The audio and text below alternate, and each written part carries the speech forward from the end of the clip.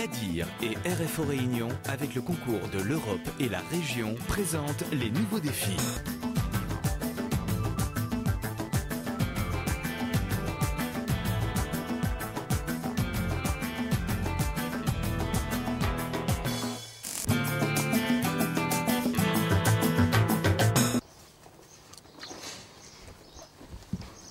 Pas le temps d'avoir peur, la manipulation ne dure que quelques secondes. Cette prise de sang devrait permettre de s'assurer que Marguerite est en bonne santé, comme toutes les vaches réunionnaises. Elles ont droit à une prise de sang annuelle qui permet de dépister la brucellose, qui est une maladie réglementée. Et ensuite, au cas par cas, en fonction des besoins, on a à intervenir pour refaire des prélèvements. Donc c'est un geste qui est relativement indolore pour la vache et qui permet en fait d'obtenir beaucoup d'informations. Ce sang va être analysé au laboratoire vétérinaire départemental. C'est ici qu'on traite les prises de sang des cheptels réunionnais. Les résultats des analyses pratiquées dans ce laboratoire permettent d'assurer la prophylaxie, c'est-à-dire prévenir les éventuelles maladies des bêtes d'élevage. Nous avons des échantillons bovins pour la prophylaxie bovine ou de la prophylaxie caprine. Et nous avons également des demandes particulières pour des achats, donc ça c'est des analyses réglementaires. Nous pouvons aussi avoir des analyses à effectuer en vue de vaccination prochaine des animaux ou encore un suivi de cheptel par rapport à un type de maladie. On recherche parfois dans le sang des bêtes, comme pour nous les humains, des causes de maladies. C'est une aide au diagnostic pour les vétérinaires. Ici, les techniciens travaillent également sur d'autres types d'analyses qui permettent de contrôler l'habitat des bêtes d'élevage et leur santé. On doit faire de la recherche en fait, de salmonelles qui sont assez pathogènes, on va dire, pour les élevages, mais en fait on fait une surveillance, un contrôle.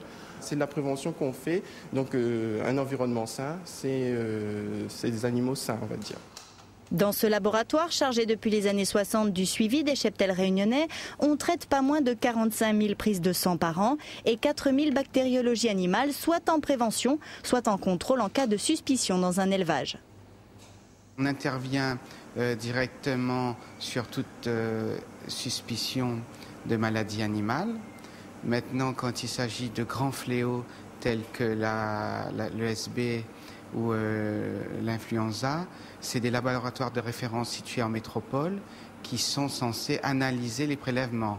Mais je vous rassure, il n'y a pour l'instant pas eu à La Réunion jusqu'à l'heure. Vous avez un fromage en cuisine ?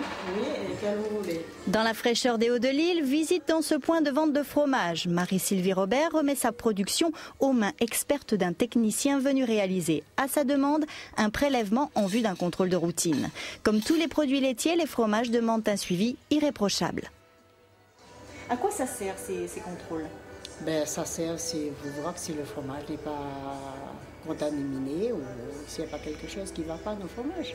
Chaque mois, il prend un fromage. Et là, s'il y a quelque chose qui ne va pas, mais Dieu merci, jusqu'à maintenant, tout va bien. Les échantillons sont amenés dans ce laboratoire privé. On fait subir tout un tas de traitements aux produits suivant une norme bien précise. Objectif, traquer les bactéries et les germes potentiellement dangereux pour l'homme qui pourraient s'être introduits dans le produit en cours de fabrication.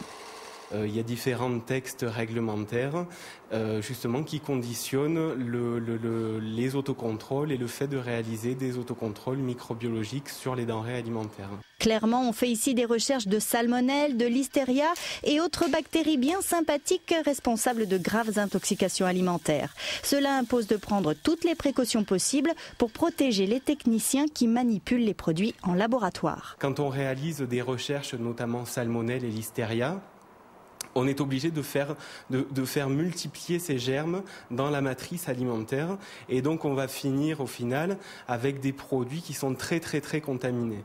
C'est pour ça qu'en fait au sein du laboratoire vous avez ce qu'on appelle une hotte microbiologie et cet appareil permet aussi de protéger l'opérateur contre toute bactérie pathogène qui pourrait être manipulée. Voilà ce que je te propose moi aujourd'hui. Autre type de visite dans la cuisine centrale d'un lycée avec un technicien du laboratoire vétérinaire départemental. Ici, on prépare 3000 repas par jour. Le maître ouvrier a préparé des échantillons des différents plats servis à la cantine. Ils sont susceptibles d'être contrôlés jusqu'à 5 jours après le service. hormis le respect du refroidissement et du temps de refroidissement, il y a effectivement quelques plats qui nous présentent quelques petits soucis, notamment quand on va servir des légumes crus en hors d'œuvre. Là, il faut faire très attention. Si on a des plats cuisinés qui sont faits à base d'œufs ou à base de produits laitiers, du genre gratin, là, il faudrait effectivement faire très attention.